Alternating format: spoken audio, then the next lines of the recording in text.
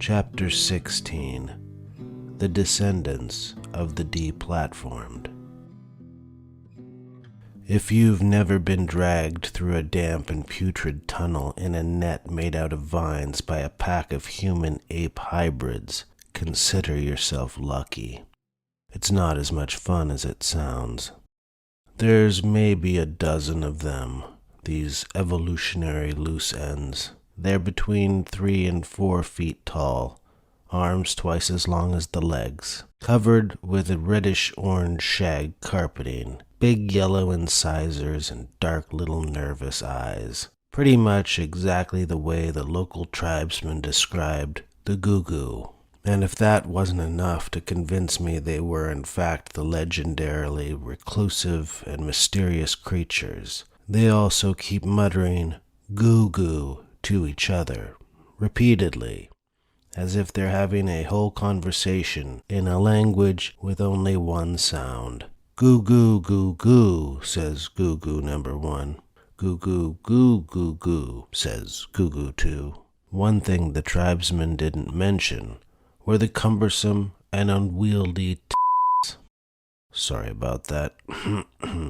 Bazooms.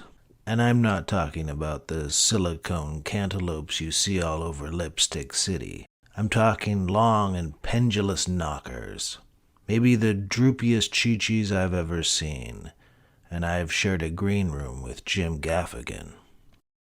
They drag me through an opening into a larger, hollowed-out chamber, dimly illuminated by hanging lanterns. I stare up at the supporting planks forming wishbone-shaped arches, like I'm inside a giant spinal column. Between the lingering wooziness of my traumatic head injuries and the lack of natural light, there's no telling how long I've been getting dragged around down here. But apparently the demi-yetis are getting tuckered out themselves.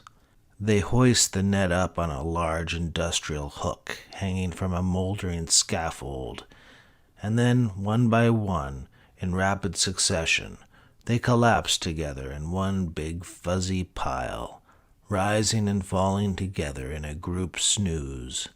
And they're not what you'd call light sleepers either. Their collective raspy whistling snore pretty much guarantees that I won't be catching any shut-eye of my own anytime soon. But at least my noggin isn't getting knocked around on the rocky cave floor for the time being. My eyes start to adjust to the dim brown-orange lantern light, and a little farther down the chamber, moving in the shadows, I see someone, or something, dragging itself over towards me. This poor wretch has been stuck in this cave for the devil knows how long, and he's so severely demonetized, and so hideously deplatformed, that he's barely recognizable. And when I say deplatformed, I mean deplatformed. He's missing both of his legs, and from what I can tell, most, if not all, of his shtick and bits. It's getting closer, waddling laboriously on its long, claw-like hands, draped in scraps of mesh and lace, a shadowy boogeyman with a pale, fearsome face, like Australasian cinema's beloved nightmare creature, the Booby Duke, but scruffier, greasier, and with a crazed expression that could only be described as maniacally frisky. The elaborately trellised, high-rise, matted bouffant hairdo, undulating and wobbling independently of its half-human host below, verifies the identity of the legendarily lascivious chuckle dealer, the only punchline peddler I can think of who's on the record for letting rodents habitate his hairdo. Endnote 1. I know this creature, this sleazy seducer, this rabidly randy rapscallion. I've seen this face on the cover of Narcissist Festival magazine, and near the top of Sliding Rock's list of 50 most disgraced famous comedians. But for the life of me, I can't think of his name. It was something like Trussell Strand, Crussell Bland, Brussels Gland? So far, he hasn't made a noise. Maybe he's gone feral. Maybe he's lost the ability to speak. Maybe I'll be spared the nasal staccato jumble of Dickensian Cockney and hyper-verbose pseudo-intellectualisms that were once the trademark of the now disgraced hot-take hawker. But no such luck. I see the lights go on behind his eyes as he realizes he has an audience. Hello, hello, you disheveled discoverer. Welcome to this shadowy abyss, this subterranean habitat for cryptozoological anomalies and periodic port of protection for humiliated humorists, the comedians of ill repute. There must be some mistake. I'm not a comedian of ill repute. I'm just laying low for a little while on the advice of my crisis management team. Of course you is. It's the same story for me, brother. Everybody who comes here is merely a pawn in the machinations of the techno-globalist overlords of the pharma entertainment industrial complex. We didn't do nothing to deserve it. Okay then. I'm glad we're on the same page, because frankly, I've got better things to do than summarize previous chapters. And besides, like my agent Gabby Gersh always says, why should I implicate myself in a potential court-martial at The Hague? I'll tell you what, Trunken Dressel. How's about you start by liberating me from the oppression of this here net with that little sword you've got hanging from your neck? And when that's all settled, I'll be happy to help you unmask this evil conspiracy or whatever. Of course, I have no intention of joining forces with Gristle Flan, but the way I figure it, when the time for double crossing eventually arrives, he shouldn't be too hard to outrun. The lascivious, limb-limited lech takes me up on it. He pulls himself up like a chimp onto the scaffolding and starts sawing against the vines with the serrated inner edge of his scimitar. And so I listen to the truncated troublemaker babble on about the evils of legacy media and the machinations of elite cabals. In case you haven't noticed, his voice is just a little bit different than how it used to be. Probably because a piece of his soul has been broken. Or maybe it's the fact that his gonads have been removed. Now he's going on about the miracle mineral that's supposedly been stripped out of the cavern by Dunsko Extractions International. High-grade magnetite originally intended to be sold as a construction commodity, but then discovered to be infused with sassafras, the active ingredient for a class of psychedelic psychostimulants, to create an alloy found only here, in the underground tunnels formed by the magma of Krakatoa, far below the forest floor of the Batu Ronggring rainforest. This miracle substance / uniquely powerful drug was currently being processed and stockpiled at some secured and unknown location, while the company develops their rollout marketing strategy for the product. It's all nonsense, of course, the ramblings of a demented mind. Somehow the combination of isolation and humiliation had made his narcissistic loquaciousness even less comprehensible than before he was banished from polite society. I ask him what the story is in regards to his lackluster lower body, and he tells me that's the result of AA. I tell him I've heard the road to recovery can be a real bitch. He says he's actually referring to the albino alligators that swim in the toxic fluid that flows through the grotto of the descendants of the Deplatformed. Albino alligators, eh? Sounds pretty nasty. But I guess it still beats a 12-step program. For 100 years, he tells me, the comedians of ill repute have taken refuge in this cave, as well as in the arms and orifices of the apes of the forest. The hereditary shadow of shame and scandal can be read on the faces of the gugu. The nostril shapes and wrinkle patterns indented along the bridge of the nose are not only the best way to distinguish individuals, but also make it possible to connect the various patrilineal lines. The abundant exposition in his dubious diatribe is exhausting. But on the plus side, the hole in the net is now nearly wide enough for me to squeeze through. Suddenly, a spear flies through the musty air and plants itself in his shoulder. He hisses and then plummets to the cave floor, quickly scurrying through the darkness as a gaggle of goo-goos chases after the wobbling and weaving human torso. I hear his anguished and eternally irritating commentary echoing through the chamber behind me. The truth that I've been speaking has been corroborated by what you've seen for yourself. The powers that be will stop at nothing to silence. And then his words fade away in the darkness, buried below a pile of scale model squatches. I manage to slip out of the net and drop to the ground with a thud. I pick up and pocket the curly dagger, and as quickly and quietly as I can, I zip off down the cave in the opposite direction of the hirsute horde, until I see a waft of purple smoke emanating through a crevice between two boulders. I yank the smaller of the moss-covered rocks to one side, exposing a roughly dug-out passage. The overpowering stench of rotting asparagus and cabbage wafts out, not the kind of smell I'd move towards under normal circumstances, but I don't have another option. So I wedge myself through the crevice and emerge in a musty, tubular cavity, like some giant drainage ditch. The cave is damp and dark, illuminated only by the faint purplish glow coming off a gurgling cough syrup-like fluid that forms a smoldering stream that cuts a deep crevice through the center of the cave floor. I hear a creaking noise and turn to see a crudely constructed raft floating towards me. The body of the vessel appears to be a faded safety placard about the size of a billboard, illustrating the proper use of gloves and gas masks, while 4 bobbing black steel drums, coated in mossy sludge, are lashed to each corner for flotation purposes. The captain of the makeshift ship is pretty much what you'd expect. Some kind of second-rate Grim Reaper-style mysterious shrouded figure, slowly and methodically propelling the vessel by dragging a long steel pole along the depths of the noxious canal. Who knows where this boat is headed?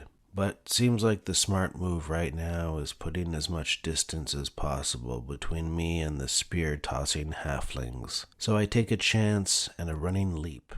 Oh man, I wish I could show it to you. You know what I mean? Because words can't really do it justice, but take it from me, it's one hell of a jump. Way more athletic than you probably think I can jump. I surprise myself, to be honest. Anyway, I land the beautiful soaring leap onto the raft and try to catch my breath, but the putrid stench of toxic sludge radiates around me, so relaxing isn't exactly an option at the moment.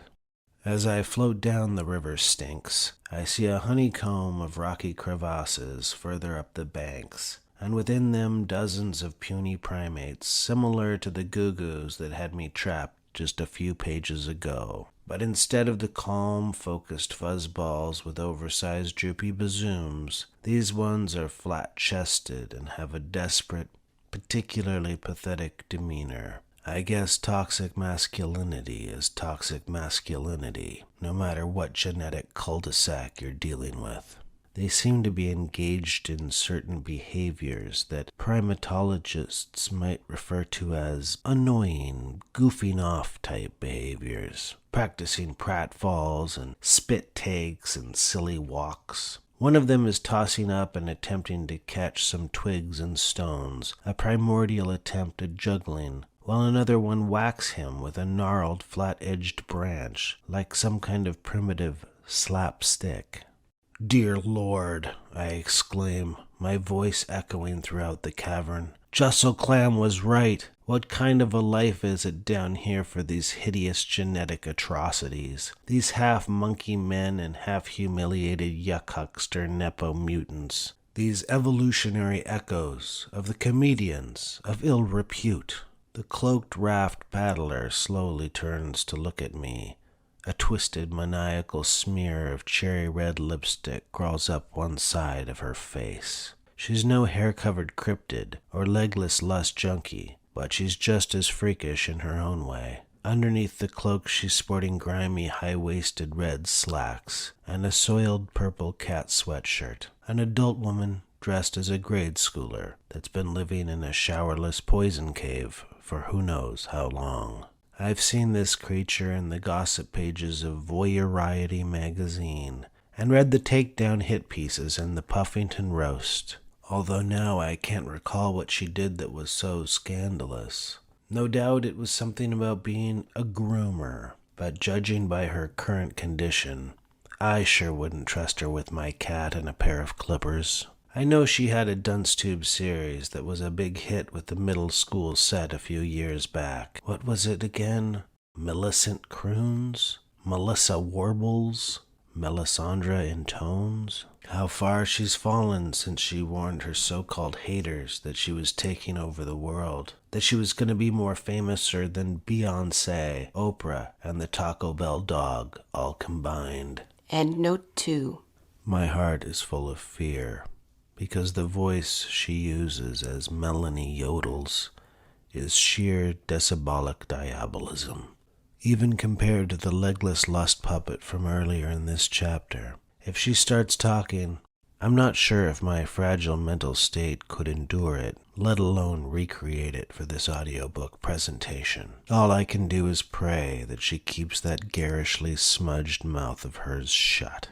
But then I get a closer look at her giggle mug, and I'm relieved to see that it's been stapled shut. Sure, it looks painful, but trust me, it's for the best. This way we'll both be spared. But then she does something even worse than talk or sing, something that shakes me to my very core. She pulls out a ukulele and begins to strum. Ukulele, the last refuge of the defeated dunce tuber. As the raft winds deeper down the passage, the cave wall becomes more sheer, but is punctuated by a series of recessed chambers, each containing a separate and distinct cluster of goo-goos. I see a group of 5 or 6 nebbish specimens nervously pacing back and forth. They all have the same bad posture, stooped shoulders and weak chin, and are awkwardly shrugging their shoulders and avoiding eye contact with one another. I remember what Brussels Span told me about how you can keep track of the different groups of goo-goos by zeroing in on the schnozzle. The snoots of these particular monkeys are pretty eggplant-esque, you might say. A couple of them are repeatedly sliding their fingers up the bridge of their beaks, as if pushing back a pair of invisible spectacles. A particularly small, nervous specimen leans back against the cave wall, fiddling with a crudely carved woodwind sort of instrument, while another is scurrying after an oversized lobster-like creature. We come to the next outcropping, where I see another grouping of demi-yetis, these ones with broad, flattened noses and lightly freckled skin visible on their huge, hairless foreheads. Instead of standing up like the other goo-goos I've seen so far, these ones are sitting down on crudely assembled stick stools, wagging their fingers and mumbling in a soothingly rhythmic cadence. Goo goo goo goo goo goo goo goo goo goo goo goo goo goo goo goo goo, like they're telling some long and boring childhood anecdote. I notice several empty Jell-O pudding pop cups littering the cave floor. The next outcropping contains a group of creatures taller and lankier than the others, with a woolly tuft of hair pointing skyward and a hawk-like snoot. Several of them are gathered in a circle, taking turns spastically sliding through a rocky archway, while the others stagger about, looking perplexed and gesticulating awkwardly. The sound they're making is harsher, offensive even, and they bark it out on a loop as if they've lost the ability to stop themselves. Goo-goo! Goo-goo! Goo-goo! Goo-goo! The contaminated river takes us around a dark bend and into an inlet that contains yet another pack of petite primates. These ones are schlubbier than the others, Maybe it's the distinctive fringes of creamsicle-colored fur around the domes of their heads, or the way they're pacing back and forth, shrugging and rubbing their foreheads like they're befuddled or exasperated about something. But they remind me of an FC that towered above all the rest in the first decade of the new millennium. A man brave enough to reveal his darkest urges on stage until the hashtag hordes took him down. As someone whose name I can't recall once put it, all icons are a reflection of your perception. They are used like saints or gods, here to tell, to give us warnings of the perils of success. Endnote 3. One of the auburn-tufted schlub monkeys seems to take notice of me and scurries down the bank toward the boat, moving his furry hand down south, yanking on his his Rodney, while looking right at me with his little deranged beady yellow eyes. Another one follows suit, and the next thing I know, they're all on the edge of the toxic stream, slapping their beef bolognas right at me. One of them fires off a wad of clam sauce that just misses my shoulder. The others scurry along the shore, keeping pace with the cart while stroking their kalakalas with furious gusto. The next one gets me on the trousers. A third one hits my arm. I'm seriously considering taking my chances with the mystery chemicals in the wastewater below. But then I see a pair of scaly, king-sized alabaster tails ripple through the waves. The albino alligators. Turns out that Streusel Canned was right about a lot of things. Thankfully, the rocky outcropping of this section of cave comes to an end, and the diddling committee gets salami blocked by a spiky fence of stalactites. But the pale gators are circling and snapping, and the way I see it, I can solve two problems with one move. So my sincerest apologies to Mallory Does Karaoke, but I think I'll be finishing this cruise solo. I see the raft is just about to pass underneath the business end of a large drainage tube hanging from the stony darkness above, dripping the glowing purple liquid into the toxic stream. The hooting of the slap-happy simians has faded away, and the cave is almost silent. Just the creaking of the decrepit raft floating in the effluence, and the intermittent dripping of liquid. But there's another sound. A noise echoing down through the crusty orifice. A low moaning in a familiar timbre with, if I'm not mistaken, a distinctly Swedish inflection, and even an affable tinge. It is Leif, my affable Swedish chauffeur, the one I've been searching for this whole chapter in case I forgot to mention it. As I pass underneath, I grab hold of the corrugated rim and yank myself up into the slimy, gaseous tube. It's disgusting and slippery as hell, but I'm determined to follow that moan to its source, because Leif is more than just an excellent driver who safely escorted me through treacherous terrain in every corner of the globe. He's also my friend, and perhaps more importantly, he often does catering for me on the side, and prepares a truly outstanding smorgasbord, and I'm not about to let that go.